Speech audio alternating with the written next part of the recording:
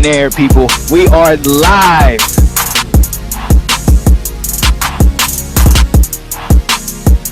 And welcome to Live with Sean Spencer, your boy. Yo, so glad to be here with you guys.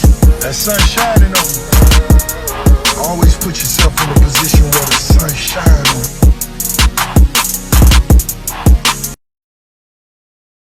What is going on, ladies and gentlemen? It is your boy Sean Spencer, one half of that dynamic duo that is Let's Talk Football. But today, brought to you on behalf of Off the Wall Media. Ladies and gentlemen, yes, it's been a couple days, but your boy is back, ready to talk some sports.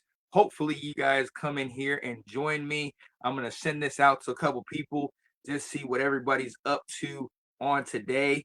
See if y'all want to get in here with me, chat it up, get down. You know how we operate in the building. So listen, I'm over here just trying to talk. It's been a while. It's been a while since your boy has been back in the building. Got a new light, got a little situation going on. Got my voice back. Got my voice back. That is something that it was waiting for me, and we're gonna dive into that. You see what's going on, ladies and gentlemen. We are on air in the building. I'm so glad to be here with you. So, without further ado, let's go ahead and get into this. Hey, if you're down with this, if you're interested in and getting down with some of this conversation that we got going on, definitely share it with your friends, share it with your people. Let's start that convo. Let's have a good old time talking a little sports, a little football with your boy, because I got some things I got to talk about today. Brendan Sorsby is in the NCAA, and it's just a whole big mess right now, and I am very interested to hear y'all's position on this whole matter. So without further ado, let's dive right into it. Ladies and gentlemen, welcome in. Your boy is here and ready to chop it up with you on this stuff. And for those of you that don't know, we're brought to you by Off the Wall Media. Your boy is here with Off the Wall Sports with Sean Spencer. So glad that y'all could be in the room with me. If you're hearing it, if you're just getting here, you're getting here a little bit later, take your time, do your thing, but your boy will be here talking this good stuff because, hey, if it's sports, then your boy's here talking it. So join me on this good conversation. But look, let's get into it without any further ado. Hey, for those of you that have been following, all I can say is the saga continues. Brendan Sorsby, this whole saga, and I'll dive into kind of what all went down and how it is all played out. But for those of you that don't know, he's a prominent quarterback that had transferred to Texas Tech from Cincinnati. There was all this information, gambling in, and the NCAA had basically deemed him ineligible. And so then him and his lawyer fought it. Then the judge ended up, basically granting him an injunction so that even he would have had a 2-game suspension, but he was going to be able to play.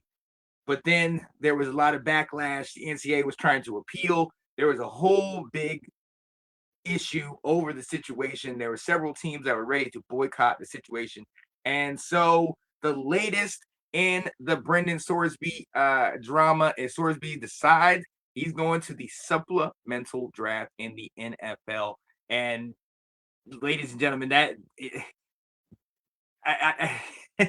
one side you want to say good riddance. We don't have to worry about this as much in the NCAA, but on the other side, it's kind of like this is just kind of escape. He's getting away with a slap on the wrist, and you're wondering, well, what is this? Is this what we're doing these days? Is this what we're doing? But look, let me give you a little background before I dive into that, because a lot of it, if you don't know this guy, the question is, what's the big fuss? Why are we putting all of this attention on this quarterback? Why is this guy getting all the love he's getting? And it's because look, he has the ability. He apparently, I mean, he played in Cincinnati a couple years ago, didn't really a couple years ago, last year and the year before, started at Indiana, and those past 3, 4 there's been the whole big issue about him, with the sports betting and everything. But as far as him on the field, and the reason why this is a big issue, he was one of the most sought after transfer quarterbacks. Obviously, we know the success that Texas Tech has had over the last couple of years, putting two big guys in the draft. Sorsby had over 7,200 yards in his career, 60 passing touchdowns, almost 1,300 yards on the ground with over 20 rushing touchdowns, a dual threat quarterback. I mean, we're looking, he was tied to potentially getting a substantial amount of NIL money at Texas Tech. And, 35 games, he started 31 of them.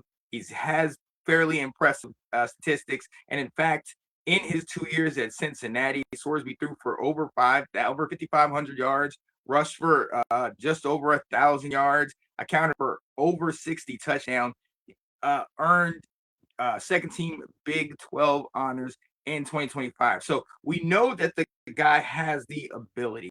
Shout out to all you guys that are jumping in here. Definitely join the conversation. Sorsby has the ability. We've seen it multiple times. We've seen the wheels. We've seen the arm. The guy can play. And so you can understand in this day and age where everybody needs a quarterback, the NIL is a big deal. Guys wanting to have that quarterback to take you over the top. Sorsby was the answer. Texas Tech at least thought that. They thought he was the guy. But you got to make sure you have a quarterback that's got his head on straight. And Sorsby has had some other issues with it. And that's where you start to really look into, okay, did Texas Tech do their due diligence as far as looking into his past? Or, and you look at, kind of a lot of the things that they tried to do to get him on the field, did they overlook the fact that he had a number of off the field issues with the gambling? And let's dive into it. I've talked about this before. The gambling has been an issue over the last several years. Sorsby, and the reason why he's going to supplemental drafts is because there was a number of appeals, a lot of complications, a lot of back and forth with will he play, won't he? The only thing at the time that was sticking was a 2-game suspension that he would have had to that was been imposed to him in the beginning of the season. But now that he with the injunction that retired judge basically put on, he was able to play the rest of the season. Now we all know that with NCAA and with sports betting, if you are found guilty of that, you lose your eligibility.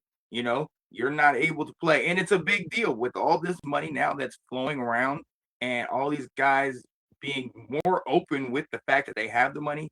If they find out you're betting, it really messes with the integrity of the game. We've seen several times in the NFL and even around other sports, where sports betting has caused people, they're shot at the Hall of Fame, they're shot at they're shot at even the ability to play.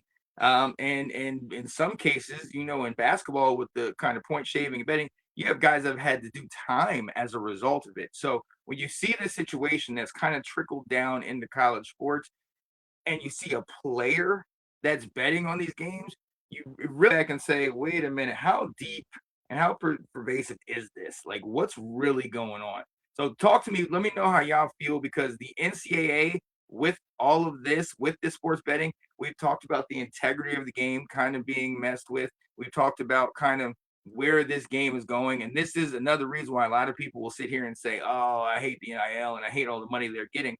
But let's be honest, sports betting has never been that far away from college sports.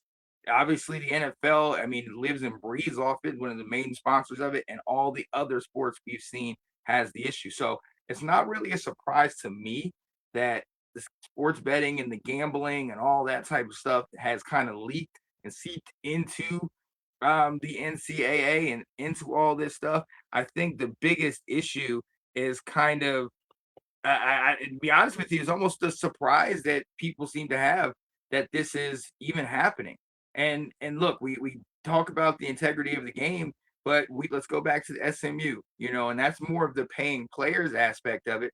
but you know that there's a lot of these boosters and everything that the reason why they want to pay to get these guys in there is so that they can also bet on these games and see somehow get a return from this. So now that you have a situation where you have players betting on the game, the question becomes, well, if he's betting on games that he's involved in, okay, is he trying to throw the game? We've heard things in basketball about point shaving. We've heard situations where it's kind of like, all right, how are these guys, what are these guys really doing as far as, how serious are they in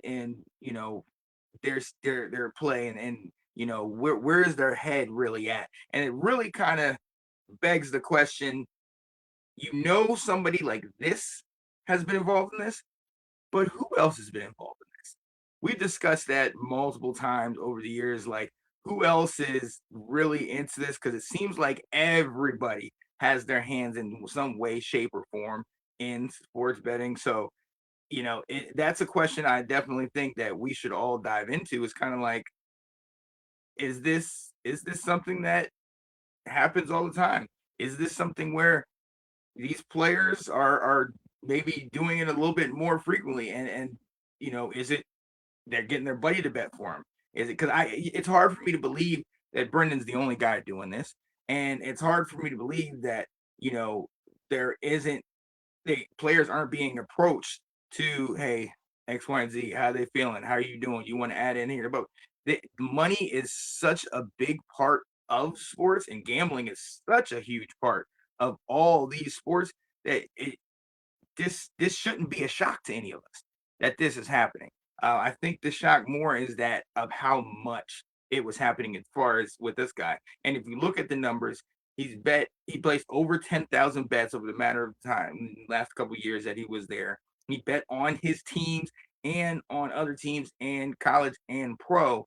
And, we're talking about nearly $100,000 involved in this whole situation. So when you go and look at all of these things, you're kind of like, whoa, wait a minute.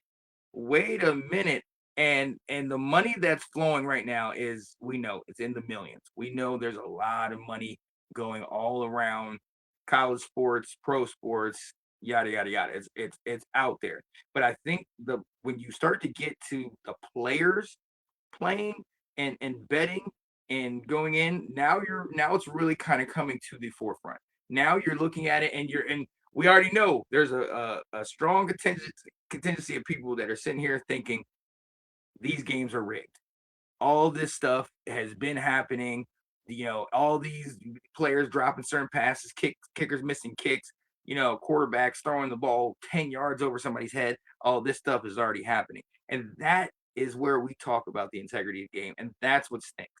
Okay. Now, I will say this. Let's go into the next, which is the backlash has been swift and it has been prominent. I mean, there's a number of teams that have come out. Georgia said, their AD said, we don't want any of our guys and any of our teams going up against Texas Tech. If they let them do this with football, who knows what they'll let do everywhere else. So we're not doing it. Nebraska has come out and said, we want no parts of scheduling any sports, not just football, but any sports with Texas Tech if this is what they support.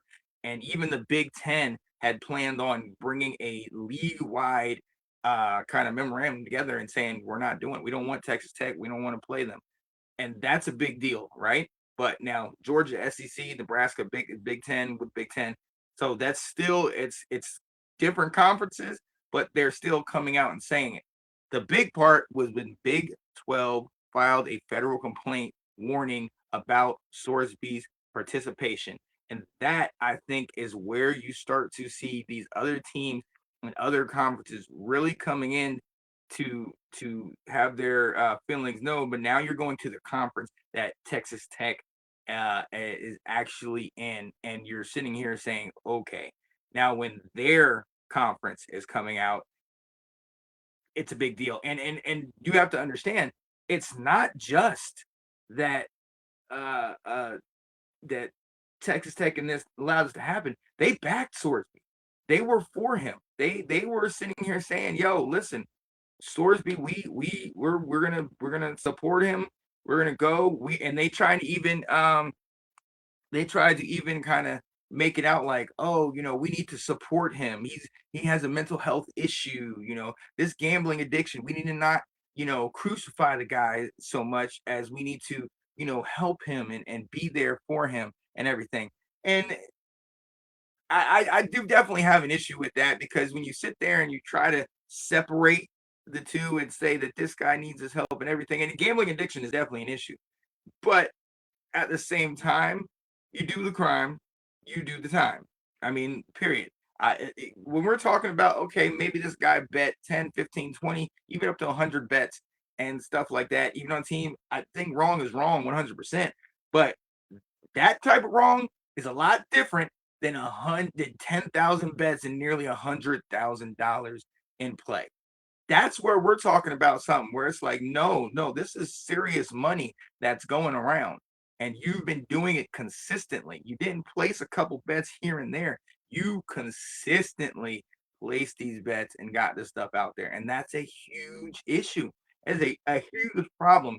And that's why you're seeing a lot of these other teams come in and say, no, we have an issue. We're going to come out and we're going to say it. We don't want to play them. And the fact that Texas Tech is backing this situation, it really makes you feel like, okay, now you're condoning this. You're okay with it. And then I think the real question starts to become how much, how much is a team willing to, how much is a team willing to do to get a title? Like what's the cost of a title?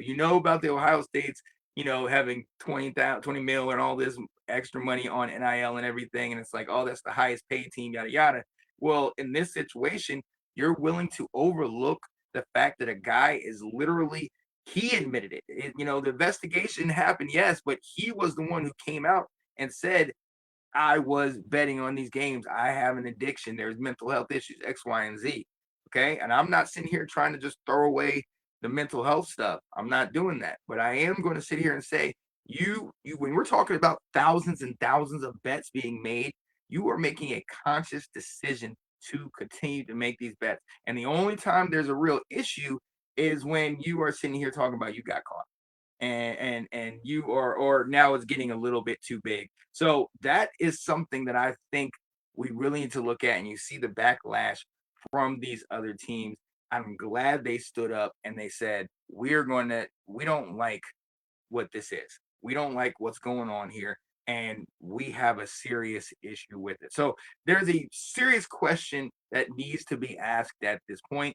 And I think what we really need to look at is, what is the state of sports betting, gambling, all that in college football, but not only college football, in the fact that the reason why we're here, the reason why we're having this conversation is because Sorsby is basically being able to get a way out and go now to the pros potentially. So that's going to be interesting. We're going to take a quick breather right here, and we're going to shout out Let's Talk Football, the brand that I do. This fall with me and Janae Strother. And definitely this is something that is going to leak into the NFL season. So I'm going to take that quick breather, and we're going to come back on the other side, and we're going to talk about, the supplemental draft, what this means for that, and then what this means for the NFL, what this means for sports betting and as a whole, because I think it plays a major, major part in a lot of this. And this is something that I don't think we can just easily overlook. So shout out to Janae and myself and the team. We're going to put this on and we'll be right back. Episode of Let's Talk Football. Yep. I am Janae Strother. I am Sean Spencer. I am Janae Strother. I'm Sean Spencer. And this is Let's Talk Football. Season 3, we are back. We are back. That's right. What's up, Mom? Here we go. Mr. Nick, I want the Smoke Rosario. Hey, what's happening, kids? How we doing? Ben. Janae, Sean, thanks for having me.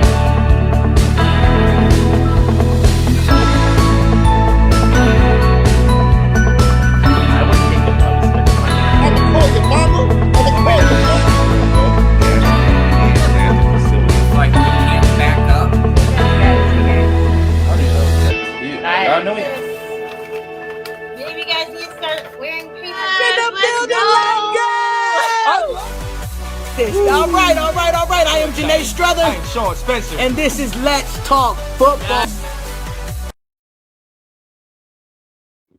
Welcome back, ladies and gentlemen. It is your boy Sean Spencer, part of Off the Wall Media. You are on Off the Wall TV, ladies and gentlemen. As you can see, we are live on air, and I am here just chatting it up a little bit about this Brendan Sorsby situation. For those of you that do not know, Brendan Sorsby, highly sought after player, played at Cincinnati for a couple years, threw over 5,500 yards, counted for 63 total touchdowns, nearly 100 yards rushing as a quarterback. Then, essentially transferred to Texas Tech. Came out that he did just a substantial amount of betting. I mean, placed thousands and thousands of bets over the last couple years. Racked up over $90,000. Came out that he confessed to having a gambling addiction, all mental health issues, X, Y, and Z. The NCAA deemed him ineligible. Then he appealed it. Him and his lawyer appealed it. A retired judge came out and said, "You know what? I'm gonna grant him an injunction," and basically said that if he is not allowed to play this year, then that would hurt his chances and his future at getting into the NFL. I'm sorry, dude did the time, he should do the crime. So it's kind of interesting that a judge would sit there and do that. That injunction made him eligible. He was only going to have to forfeit 2 games of last year, and he was going to be able to play the rest for Texas Tech.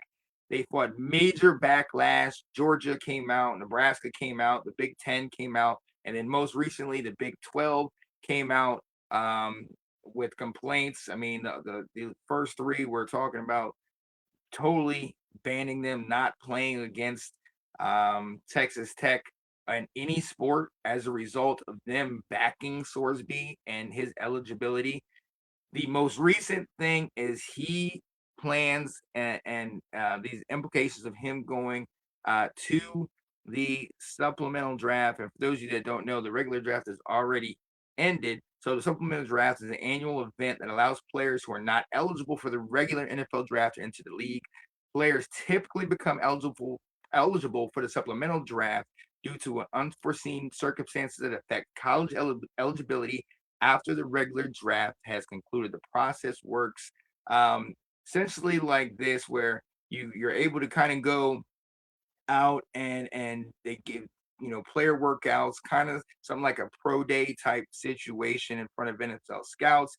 Then teams submit bids indicating which round they would select the players. Multiple teams bid on the players in the same round. Then the team with the highest priority, that basically determined by a lottery of their previous season standings, wins the right to the player. That team then that gets him would basically forfeit a draft pick in a certain round of the NFL draft,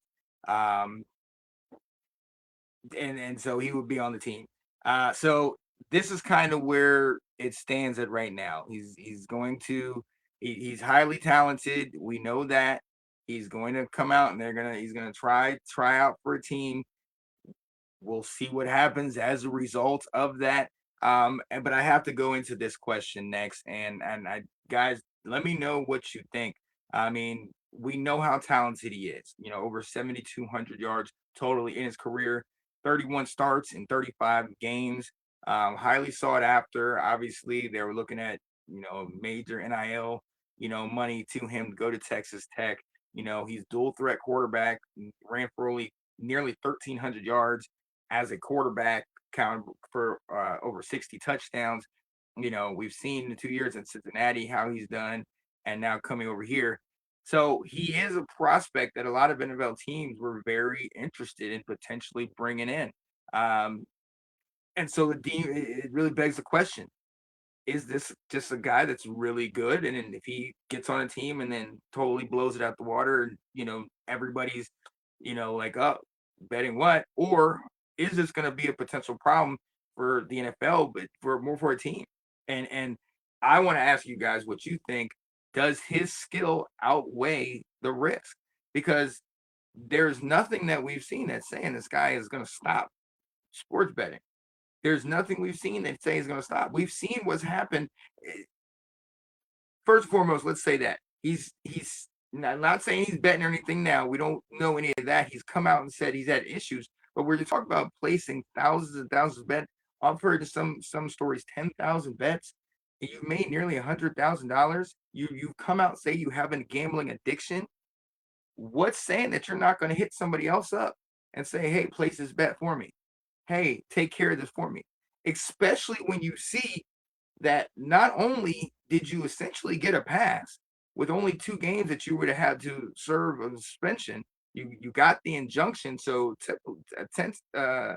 basically you were going to get the opportunity to play college ball after admitting to all of those egregious amounts of bets. Now you're saying, okay, well, I'm going to forego that and I let my talent take me to the league, and a league that we've already seen players, Calvin Ridley comes to mind, that have been suspended for a full year for sports betting. And he did far less than what Sorsby has admitted to doing. So, I mean, you beg the question, how desperate are certain teams to win? And then if they get him and he does good, but all of a sudden he's placing bets on the sidelines or he's placing bets on whatever the case is, if they have a strict policy against sports betting and he's betting, are they going to enact that policy? Are they going to sit here and do it? The college sports tried to. Clearly that didn't work. What is going to happen with them is my big question. And I'm going to be honest with you. This to me is I mean, this is they say nasty work. Like this is egregious. You're sitting here and have already admitted to all these bets. You've already admitted I have a problem, which, hey, I get it. We have issues. As somebody that has taken a good amount of money in his day and betted on games, I understand how exciting it could be. I understand how the thrill and the bet, and even to come out and say you have an addiction to it and you're out here doing it, but you're also representing certain organizations and now coming into a league that is against it. Look, I don't know how desperate some of these teams are. We know there's a number of teams that have big question marks, big holes at quarterback, but if I'm an NFL franchise, I'm not bringing this guy in. I'm not, even if he's been vetted, even if he's gone to all this counseling, even if he's going, oh, I'm good, I don't bet, I don't do blah blah blah. I'm not bringing him in because he has clearly shown where his focus is at. His focus is on the gambling. He has an addiction, which is more than just I'm going to place so many bets. You are placing thousands and thousands of bets. Nah, you're not. I'm sorry. I'm not bringing you in. I'm not bringing you onto the team. So this is really going to shine a light on whoever does get him. And it's really going to show, okay, is the skill, is the ability, does that outweigh the potential problem? And if it does outweigh the problem, what is that saying about your organization? And what is that saying going forward? And that's, I think, the real question that we have to ask. What does the Brendan Sorsby situation mean for sports betting going forward? Is the NCAA and the NFL losing the fight against players and gambling? Because at this point for me, and I'm looking at this situation and I'm seeing a guy that you got this money, you're out here, you're gambling, good and well. That's one of the first things they teach you is that you can't be out here gambling and you can't be out here betting on games, especially not on your team. Like I'll kind of say that I can understand if you're betting on pros or if you're betting on baseball and another sport. That's one thing. But when you're betting on college sports and much less than that, your team, we've seen Pete Rose. He got banned from the Hall of Fame after being one of the best hitters because he bet on his team. We've seen the NBA ref get put in jail for the amount of money and the point shaving and all this stuff he did. Calvin Ridley, I talked about earlier, banned for a season because of that sports betting. I'm telling you right now, this right here is a major, major crossroads, in my opinion, for the NFL. This right here is a situation where the NFL, you either got to be one way or the other. Either you put your foot down and you say we are not standing for this, or I'm sorry, you're opening the floodgates. You're opening the floodgates for this kid to come in here and what is he going to tell you? I've done betting. Is he going to tell you I'm through? I'm not going to do this anymore. My addiction's over. Miss me with that. I don't think that's it, because you can't. Gambling addictions are not something that you just up and get over. Any addiction is not something you can easily get over. But once you found the thrill of making the money, and we've seen he's made nearly $100,000. I mean, this is a problem. This is a serious problem. So, look, for me, I think this is going to be a major tell on how the NFL is going to run going forward. And look, I'm gonna say this because I've said this many times before.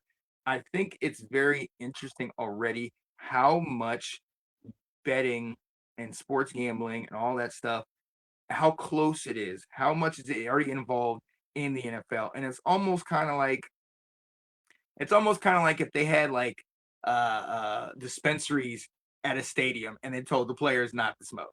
You know what I mean? Like you have literal lobbies in the stadium. You have literal places in the stadium banners and signs that brought to you by FanDuel, brought to you by DraftKings. You have parts like in the middle, like in timeouts in the games, where they'll have commercials and stuff about DraftKings and, oh, this guy got a seat upgrade via because of DraftKings, and, oh, bet on this and this and this. So it's kind of interesting that you're saying, no, players, you can't bet on it, but we want everybody else to bet on it. You get what I mean? So it's already funny business because we know how much money they're making from the betting, but still, when you get to a point where we have an addiction, that's a major issue, and that's something I think needs to be looked at. But B, this is one of the rules. This is just like when they banned Josh Gordon for smoking. Okay, smoking actually kind of eases pain for some of the players. Sports betting, the man's already getting a guaranteed amount of money, whether it's NIL or if he gets in the pros, whether it's finances from the contract and all that stuff.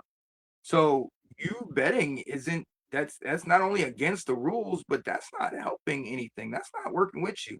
I'm telling you right now, I think this is a major inflection point for the league. I think this is something where not only for college football, because college football and the way that it got handled, I think this could be a major problem going forward, because this is setting a standard. Now you're sitting here saying to Tommy, how we doing? What's going on? You're sitting here saying, okay, look, he did it.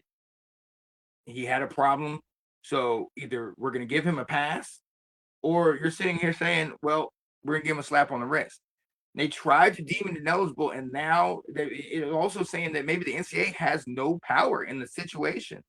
You know, they maybe don't have any power and control in the situation. And then you look into the NFL. Now the NFL is allowing this guy to try out. Now the NFL is allowing him to come in. We're going to see if there's any team that gets him. And if there's a team that gets him, now you're sitting here and begging the question, okay, wait a minute. So you're not worried about the sports gambling? You're not worried about that? Which then leads to, I think, another question is how permissive, how big is this? You know what I mean? Like, we all know about, Pony Excess, the 30 for 30 about the SMU and how they were paying players, right? And that eventually led to the NIL and all this stuff. When players were getting paid years and years and years well before, they were always paying players, but it was just hush hush underneath.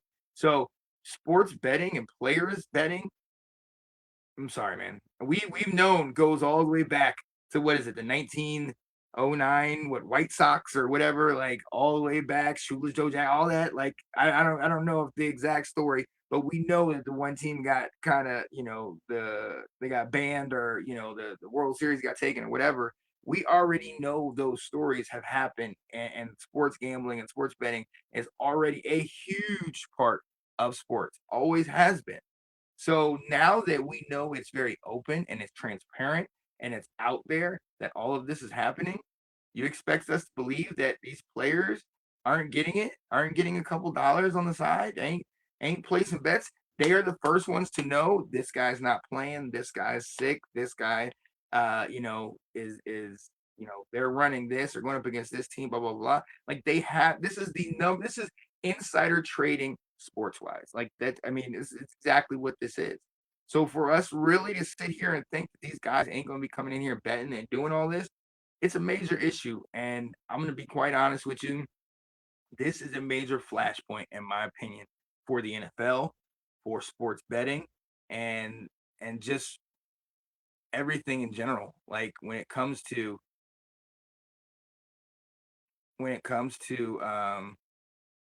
where we go from here. I mean, genuinely, like where do we go from here in this situation? You know, are we just going to make it legal? We know, and that's the part. We know we cannot make it legal for players to place bets, because then you invite sports betting and not sports betting, but point shaving. Then you start talking about fixing games, and I mean, you really are opening up the door for this whole situation with all these conspiracy theorists who are saying this stuff is fixed. And I'm going to be honest with you, I'm not somebody that believes any of this is fixed, any of these games or any of that stuff is fixed. But you're really making it hard for me not to take a look at this stuff and be like, something's funny. Something's kind of off about all of this stuff. Because for them to allow a lot of this stuff to go down really rubs me the wrong way, and it just makes you sit here and think like, okay, maybe it's not just him in this. Maybe, maybe it's other players and other, coaches and other people are involved in this whole situation. And that's where I think we really got to sit back and pay attention. Open your eyes a little bit, because there's some stuff potentially going on under the scenes, and maybe it's been going on for years. Maybe this has always been the case, and we just have been naive to it or whatever, what have you. But there's always been questions about certain calls that have been made. There's always been questions about kicks that were missed, that were in the guy's range. The guy never missed a kick, and all of a sudden he missed it, and the other team, this underdog team, went to the championship or whatever, what have you. We've always thought there's some things that could potentially be going on that we are, not aware of. And I think when you allow this guy to kind of go through, and he's been very open and honest about the fact that he has done this and he has an addiction, and now you're letting him go through and really no issues. And again, we'll see what happens in the pros, but it really shows that the NCAA doesn't have that much power right now. The NCAA is really they are there for the player and to do what they want, and not for the guy. And I really want to dive in to see, what happens when other players do this. Quarterbacks, we know how quarterbacks get special treatment. We know they get the red jersey in practice and they don't get touched in X, Y, and Z. What happens if this is a running back? What happens if this is a player that is not as skilled and not as dominant per se as maybe Brendan Sorsby? I think this is definitely something that we should take a look at. I think the Commanders should look at bringing Sorsby. Ben, we're not doing it. We're bringing Sam Howell. I think the Cowboys should bring in Sorsby. What's up, Janae? He's talking about let's go. You already know. Hey, ladies and gentlemen, Let's Talk Football will be this fall, so you definitely got to dive into it. This is something that we're definitely going to try to talk about, because Brendan Sorsby potentially playing in the league after admitting to having a gambling addiction, admitting to placing thousands and thousands of bets, making upwards of $90K in that, knowing good and well Now, players like Calvin Ridley have been banned for a season and not allowed to play as a result of betting on the premises. And I think that was, correct me if I'm wrong, guys, that wasn't even a lot of bets. I think that was like they just found out that he bet on the premises. And I don't even think that was for any NFL team. I think that was for like another sport. And he was done for the season. So now you're bringing in Sorsby, who has admitted to having gambling issues. He has an addiction, and he is literally bet outrageous amounts and made all this money. He got deemed ineligible. Then all of a sudden he got a judge in Texas, and we know how football is in Texas. It's like a religion. So yeah, they're definitely going to do what they can to help their players. But still, I mean, this is just not a good look. It is not a good look for college football. And if the NFL lets him come in and, and doesn't literally have a tight grasp on him, I just don't think this is a good look. I don't think this is a good look. And the question we really need to ask is, where are we going with the NFL? Have things gotten out of hand? Have things gotten out of hand? Because if they have, then I don't know what else to tell you. I don't know what else to tell you. This is a dark day, in my opinion, for college sports and pro sports when you're allowing guys that have admitted to gambling at large amounts and gambling and at just excess. They've admitted to that, and we're just kind of letting them pass. Now, I know the NCAA definitely deemed them ineligible, but you got these, you got these judges and everything, retired judge, by the way, who said, no, we don't want to hurt his pro career. And they tried to grant him an injunction, an inside guy, or even had to be buddy with them. And then all of a sudden, you're going to sit here and now he's getting an opportunity to play in the pros. We already know he has an issue. If they know a guy has a serious drug problem, now we've seen they play really, really good and they've had serious off-field issues. We've seen they'll kind of overlook it. But you got a situation where this is something so major. We're talking about money and betting potentially on teams and your team, which is what he's done. That's a major issue. That's a major issue. Let me know what you guys think. How you guys feel about this situation? Because to me, I think we're at a place where this is really a place of no return. This is really truly a place of no return for college football, for the NFL. If we're really willing to allow these guys to come in and play, and he has an issue. It's really something we're gonna have to talk about. It's really something we're gonna have to discuss. All right, really quickly, I am going to take a quick breather, and then I'm going to come back with one last word, and then I'm going to get you guys out of here. Shout out to my guy, Anton Benson of Awesome Artisans, and I'll call his Western Wear. You're going to want to check these guys out. Howdy, y'all. Sean Spencer here.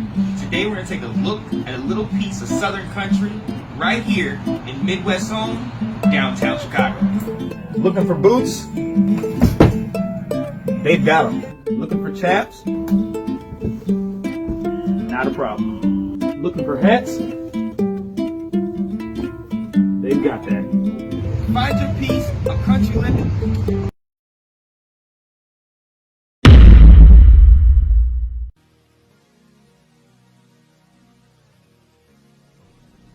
Hey there, ladies and gents.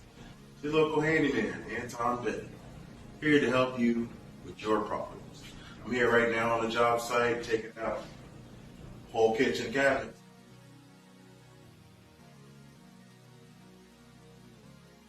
A little bit more work to do, but if you got a project at your house that you need to get completed, I'm your guy to finish it up for you. Give me a call, let me know what you need to get done. About your new company, man. Shout out to your new company. Go ahead and tell the world about your new company real quick. Oh boy. So, marketing, Anton Benton Pros. Yes. Doing everything from plumbing to electrical to making huge decks to doing closets. Yes. Doing it all. Doing it all. That's what's up, man. I'm super happy Thank for you guys. Thank you.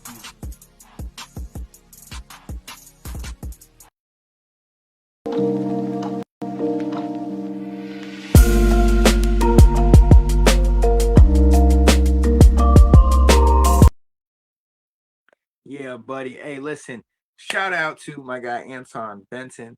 Shout out to our College Western Wear as they both have been so good to me, allowing me to either share their work. Anton's helped me to work with him and all the good stuff I've been doing. So, hey, listen, this is Off the Wall Sports with your boy Sean Spencer, part of the Off the Wall Media team.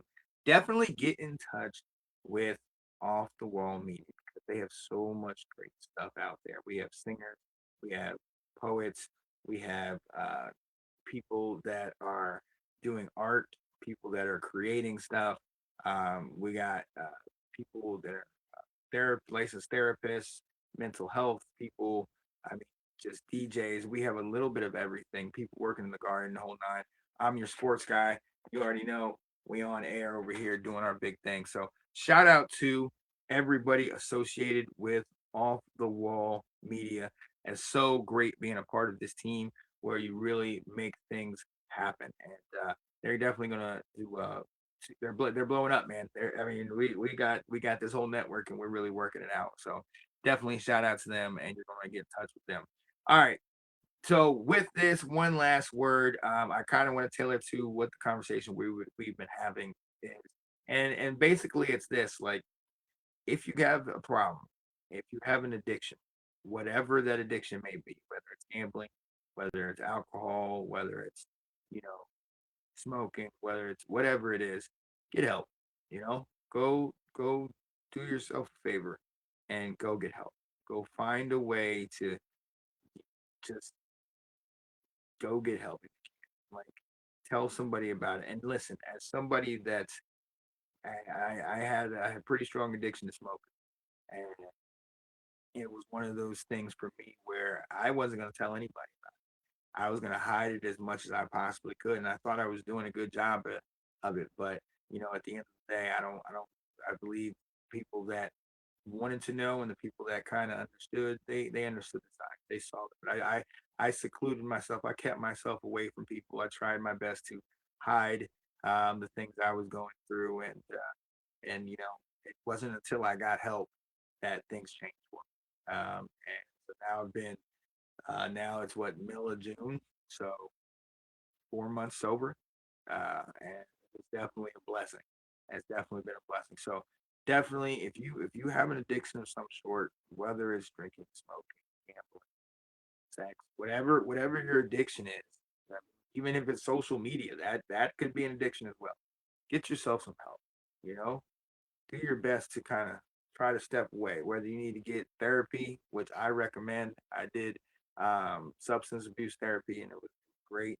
Whether it's just any type of therapy, talking to somebody. A lot of times when you have an addiction, you're running away from something else. So definitely reach out to somebody that could definitely you can talk to, and maybe they will be there for you and help you out. Hopefully they will. But get some kind of help. Okay. I'd rather you be around potentially to watch your boy as opposed to dealing with that, and definitely dealing with it alone. It's while it might feel good in the moment, that moment is always fleeting. And one thing I know about when I used to get high, it was one of those situations where you're always chasing that first high and you never ever catch it. You always feel like you need it, and the more you chase it, the more you have to do, the more you feel like, it's right around the corner, I'll get there, and you never will. You never will. So do yourself a favor, reach out to somebody, whether it's a friend, whether it's a coworker or pastor. It's gonna be humbling.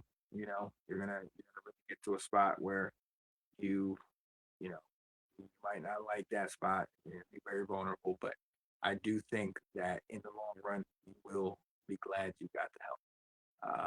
And a lot of it's going to be discipline. A lot of it's going to be you kind of getting over it and stopping it. But I think you got this. I absolutely think you got it. So look, that's it. It's your boy Sean Spencer. I'm out of here. We are on air, but now we're about to be off air. We're going. Shout out to Off the Wall Media for letting me chat it up with them. And I will see you guys on the flip side. So, peace, people. gentlemen, it is your boy, Sean Spencer. We on air, people. We are live.